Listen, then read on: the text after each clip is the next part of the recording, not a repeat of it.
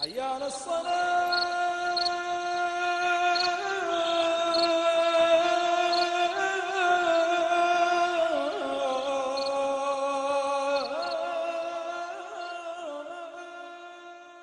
الحمد لله رب العالمين الرحمن الرحيم مالك يوم الدين، إياك نعبد وإياك نستعين، اهدنا الصراط المستقيم صراط الذين أنعمت عليهم غير المغضوب عليهم ولا الضالين، آمين. وله ما سكن في الليل والنهار وهو السميع العليم. قل أغير الله أتخذ وليا فاطر السماوات والأرض وهو يطعم ولا يطعم.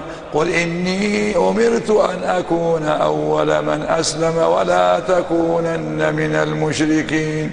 قل إني أخاف إن عصيت ربي عذاب يوم عظيم. من يصرف عنه يومئذ فقد رحمه وذلك الفوز المبين. وإن يمسسك الله بضر فلا كاشف له إلا هو، وإن يمسسك بخير فهو على كل شيء قدير، وهو القاهر فوق عباده وهو الحكيم الخبير. قل أي شيء أكبر شهادة؟ قل الله شهيد بيني وبينكم وأوحي إلي هذا القرآن لأنذركم به ومن بلغ. أئنكم لتشهدون أن مع الله آلهة أخرى؟ قل لا أشهد. قل إنما هو إله واحد وإنني بريء مما تشركون. الذين آتيناهم الكتاب يعرفونه كما يعرفون أبناءهم، الذين خسروا أنفسهم فهم لا يؤمنون.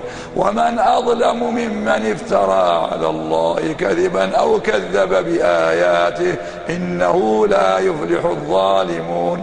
ويوم نحشرهم جميعا ثم نقول للذين أشركوا أين شركاؤكم الذين كنتم تزعمون؟ ثم لم تكن فتنتهم إلا أن قالوا والله ربنا ما كنا مشركين.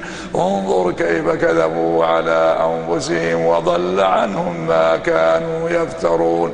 ومنهم من يستمع إليك وجعلنا على قلوبهم أكنة أن يفقهوه وفي آذانهم وقرا، وإن يروا كل آية لا يؤمنوا بها، حتى إذا جاءوك يجادلونك يقول الذين كفروا إن هذا إلا أساطير الأولين. وهم ينهون عنه وينأون عنه وإن يهلكون إلا أنفسهم وما يشعرون. ولو ترى إذ وقفوا على النار فقالوا يا ليتنا نرد ولا نكذب بآيات ربنا ونكون من المؤمنين. بل بدا لهم ما كانوا يخفون من قبل ولو ردوا لعادوا لما نهوا عنه وإنهم لكاذبون. وقالوا إن هي إلا حياتنا الدنيا وما نحن بمبعوثين. ولو ترى إذ وقفوا على ربهم قال أليس هذا بالحق؟ قالوا بلى وربنا. قال فذوقوا العذاب بما كنتم تكفرون. قد خسر الذين كذبوا بلقاء الله حتى إذا جاءتهم الساعة بغتة قالوا يا حسرتنا على ما فرطنا فيها وهم يحملون أوزارهم على ظهورهم ألا ساء ما يزرون. وما الحياة الدنيا إلا لعب وله وللدار الآخرة خير للذين يتقون أفلا تعقلون. قد نعلم إنه ليحزنك الذي يقولون فإنهم لا يكذبونك ولكن الظالمين بآيات الله يجحدون. ولقد كذب كذبت رسل من قبلك فصبروا على ما كذبوا وأوذوا حتى أتاهم نصرنا ولا مبدل لكلمات الله ولقد جاءك من نبأ المرسلين وإن كان كبر عليك إعراضهم فإن استطعت أن تبتغي نفقا في الأرض أو سلما في السماء فتأتيهم بآية ولو شاء الله لجمعهم على الهدى فلا تكونن من الجاهلين إنما يستجيب الذين يسمعون والموتى يبعثهم الله ثم إليه يرجعون وقالوا لولا أنزل عليه آية من ربه قل إن الله قادر على أن ينزل آية ولكن أكثرهم لا يعلمون وما من دابة في الأرض ولا طائر يطير بجناحيه إلا أمثالكم ما فرطنا في الكتاب من شيء ثم إلى ربهم يحشرون والذين كفروا بآياتنا صم وبكم في الظلمات من يشاء الله يضلله ومن يشاء يجعله على صراط مستقيم قل أرأيتكم إن أتاكم عذاب الله بغتة أو جهرة هل يهلك إلا القوم الظالمون قل أرأيتكم إن أتاكم عذاب الله أو أتتكم الساعة أغير الله تدعون إن كنتم صادقين بل إياه تدعون فيكشف ما تدعون إليه إن شاء وتنسون ما تشركون ولقد أرسلنا إلى من قبلك فأخذناهم بالبأساء والضراء لعلهم يتضرعون فلولا إذ جاءهم بأسنا تضرعوا ولكن قست قلوبهم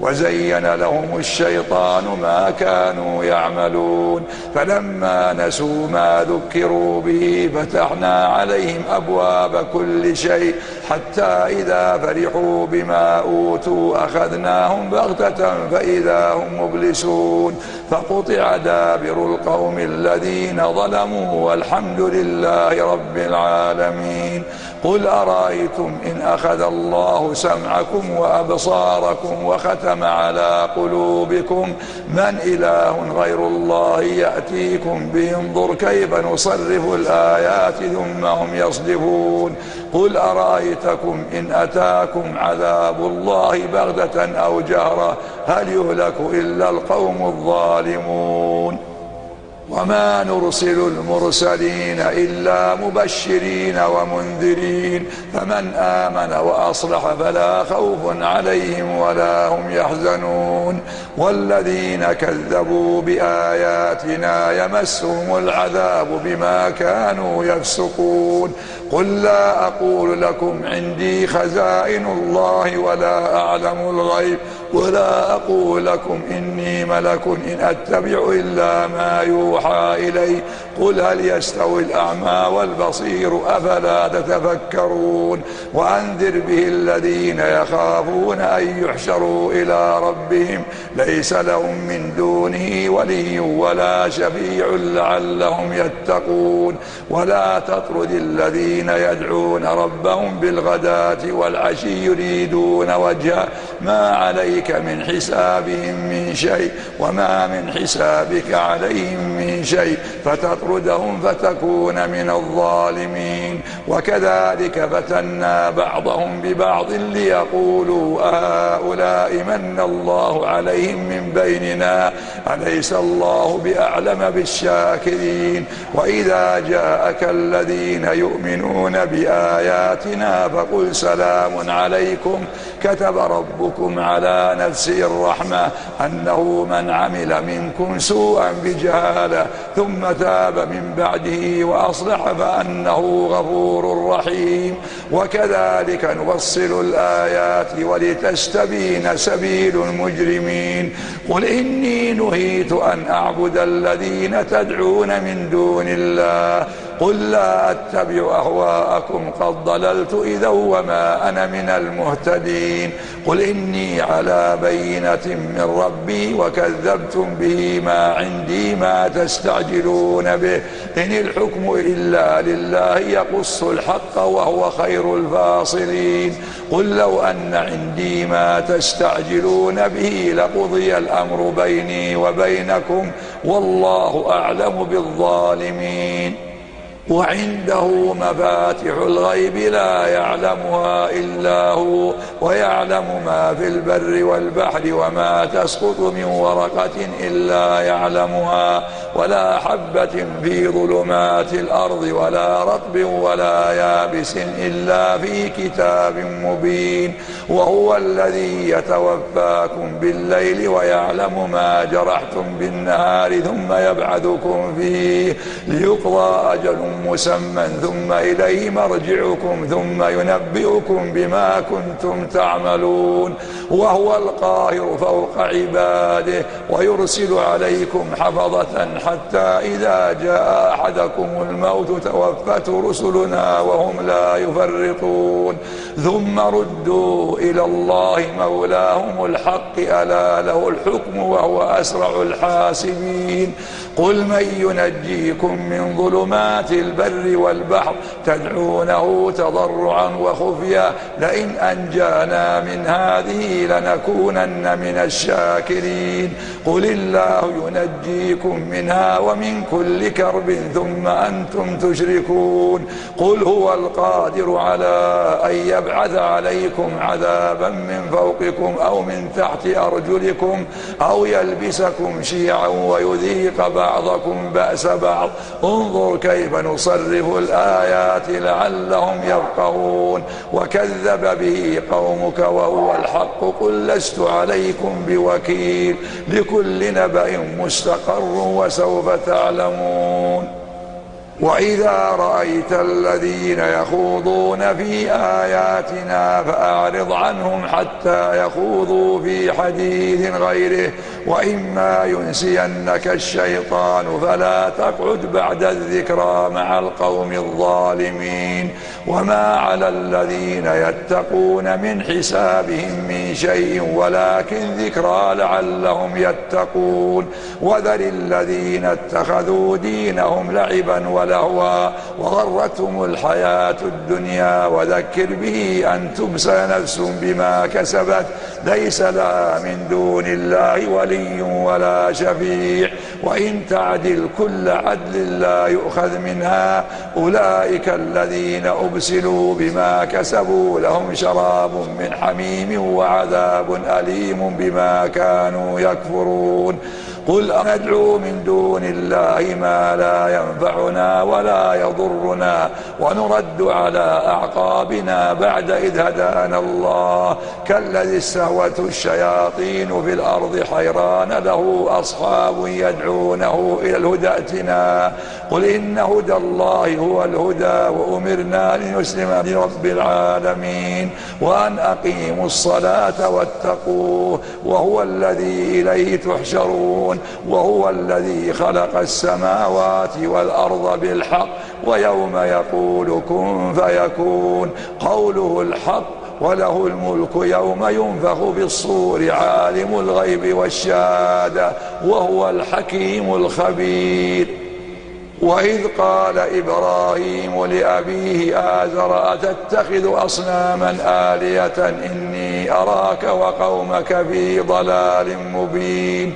وكذلك نري إبراهيم ملكوت السماوات والأرض وليكون من الموقنين.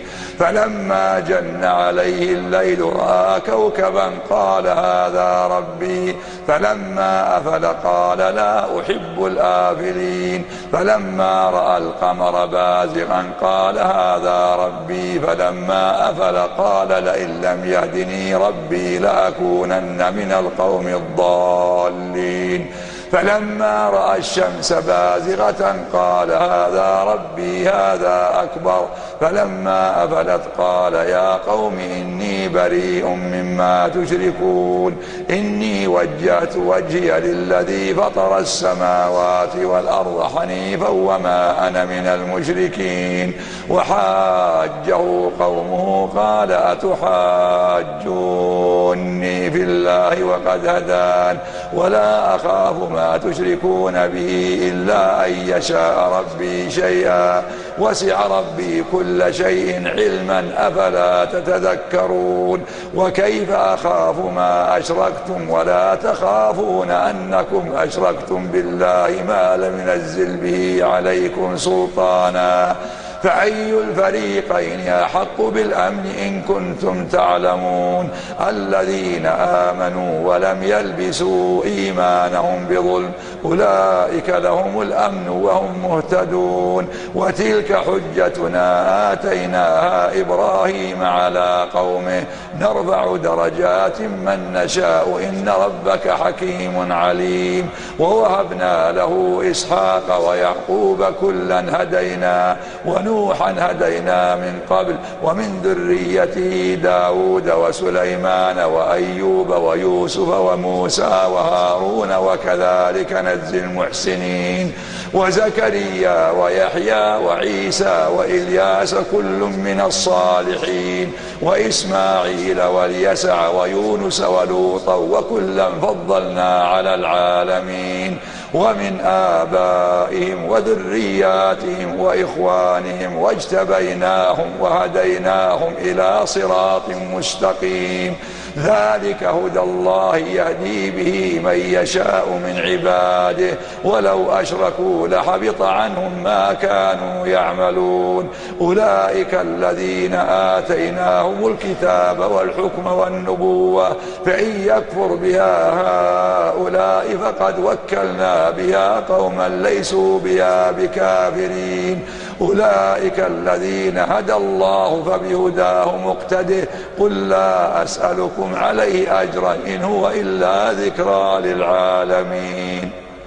وما قدروا الله حق قدره إذ قالوا ما أنزل الله على بشر من شيء قل من أنزل الكتاب الذي جاء به موسى نورا وهدى للناس تجعلونه قراطيس تبدونها وتخفون كثيرا وعلمتم ما لم تعلموا أنتم ولا آباؤكم قل الله ثم ذرهم في خوضهم يلعبون. وهذا كتاب أنزلناه مبارك مصدق الذي بين يديه ولتنذر أم القرى ومن حولها والذين يؤمنون بالآخرة يؤمنون به وهم على صلاتهم يحافظون.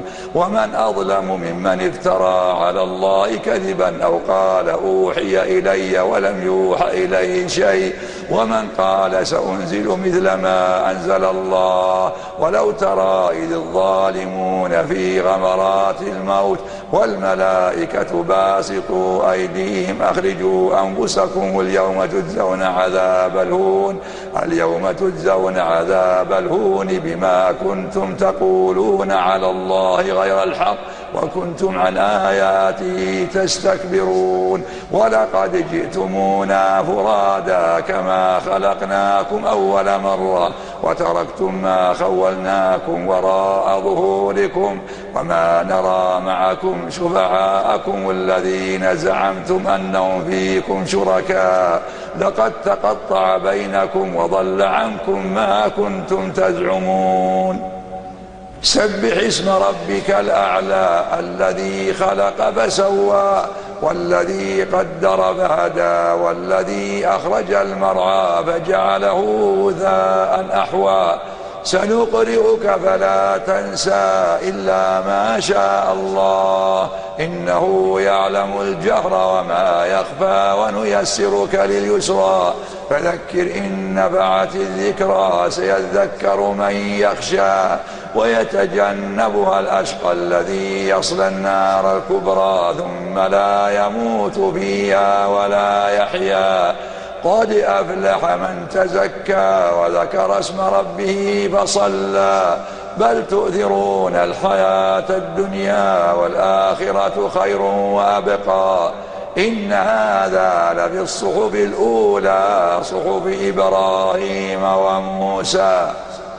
قل يا أيها الكافرون لا أعبد ما تعبدون ولا أنتم عابدون ما أعبد ولا أنا عابد ما عبدتم ولا أنتم عابدون ما أعبد لكم دينكم ولي دين.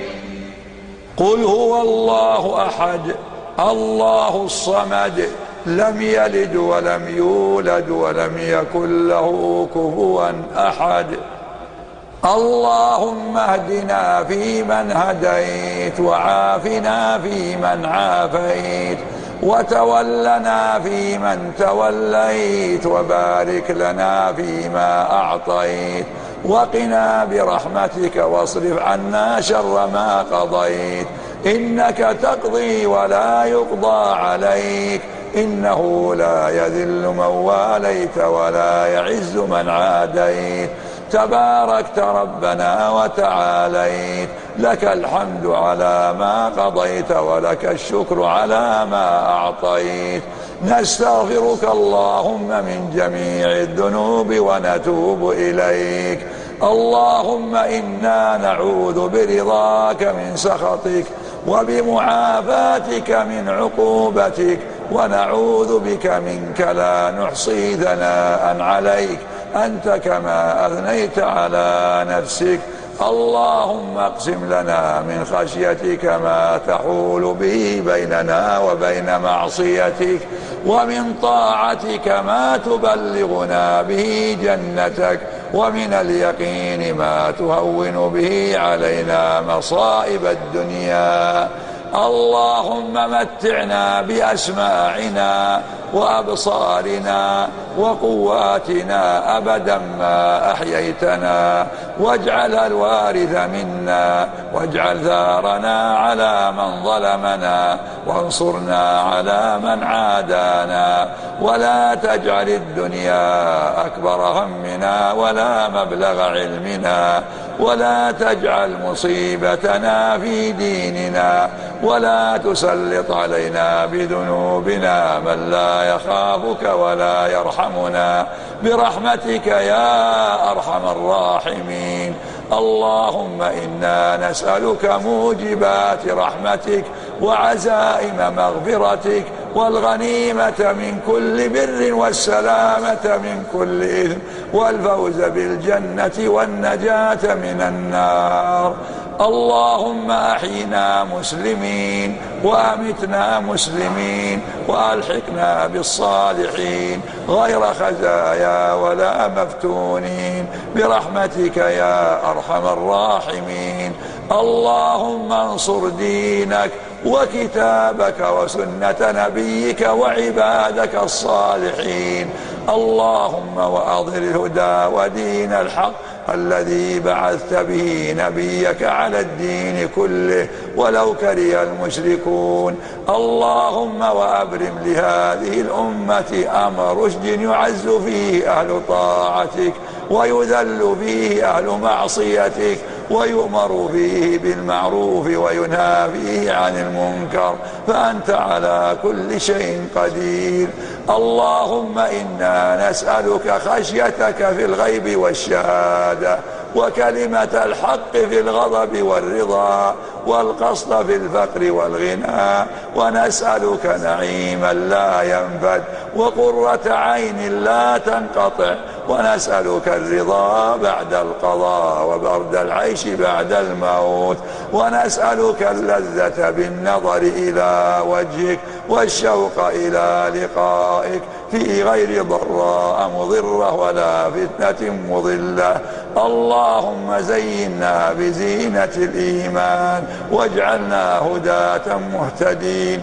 اللهم حبب إلينا الإيمان وزينه في قلوبنا وكر إلينا الكفر والفسوق والعصيان واجعلنا بفضلك من الراشدين.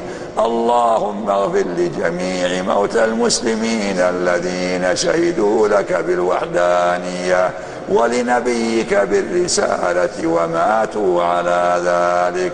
اللهم اغفر لهم، اللهم ارحمهم، اللهم عافهم واعف عنهم وأكرم نزلهم ووسع مدخلهم واغسلهم بالماء والثلج والبرد ونقهم من الذنوب والخطايا كما ينقى الثوب الأبيض من الدنس. اللهم اجعل قبورهم روضة من رياض جناتك، اللهم اجعل قبورهم روضة من رياض جناتك. اللهم ارحم فيها غربتهم وآنس فيها وحشتهم وأفض عليهم من فيض برك وجودك وإحسانك يا أرحم الراحمين. اللهم إنا نسألك بوجهك الكريم الجنة وما قرب إليها من قول وعمل، ونعوذ بك من النار وما قرب إليها من قول وعمل. ربنا اغفر لنا ولإخواننا الذين سبقونا بالإيمان ولا تجعل في قلوبنا غلا للذين آمنوا ربنا إنك رؤوف رحيم. ربنا ظلمنا أنفسنا وإن لم تغفر لنا وترحمنا لنكونن من الخاسرين. ربنا لا تزغ قلوبنا بعد إذ هديتنا وهب لنا من لدنك رحمة إنك أنت الوهاب. اللهم آمنا في أوطاننا وأصلح ولاة أمرنا ووفقهم لما فيه خير الإسلام والمسلمين. اللهم آمنا في أوطاننا وأعذنا من مضلات الفتن ما ظهر منها وما بطن. اللهم اغفر لأمهاتنا، اللهم اغفر لأمهاتنا، اللهم اغفر لأمهاتنا، اللهم اغفر لآبائنا، اللهم جازهم عنا خيرا، اللهم ارحمهما كما ربيانا صغارا. ربنا آتنا في الدنيا حسنة وفي الآخرة حسنة وقنا عذاب النار. واغفر اللهم لنا ولوالدينا ولجميع المسلمين الأحياء منهم والميتين برحمتك يا أرحم الراحمين. وصلى الله وسلم وبارك على عبد الله ورسوله محمد وعلى آله وصحبه وسلم.